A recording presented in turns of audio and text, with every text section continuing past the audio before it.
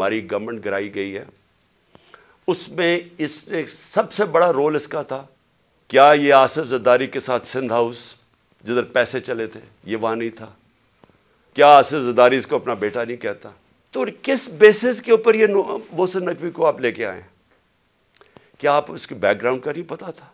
یا شاید لگایا اس لیے تھا کیونکہ آپ کو پتا تھا یہ کون ہے؟ کیا یہ نہیں پتا کہ یہ آدمی رجیم چینج جو ہماری گورنمنٹ گرائی گئی ہے اس میں اس نے سب سے بڑا رول اس کا تھا؟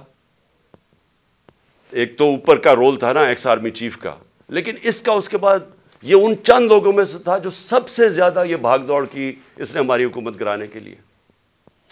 کیا یہ آصف زرداری کے ساتھ سندھ ہاؤس جدھر پیسے چلے تھے یہ وہاں نہیں تھا؟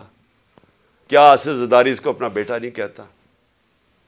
کیا اس کا جو چینل ہے لوگوں کو نہیں پتا اس کی چینل کا کس کے بار بار جو پروپیگنڈا ہمارے اگینسٹ کب سے کر رہا ہے؟ اور پھر سب سے بڑی بات کہ جو آج نیب کے چیئرمین ہیں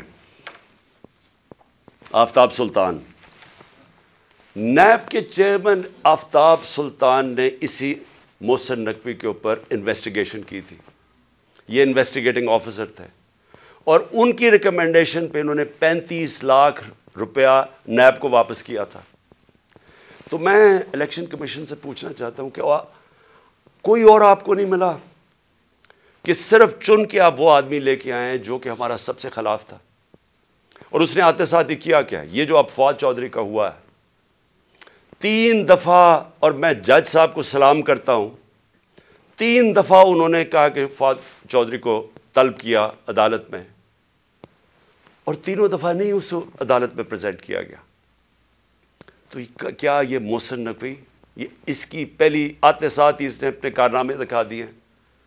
اس کے بعد اس نے جو اس نے اپوائنٹمنٹس کی ہیں، کیا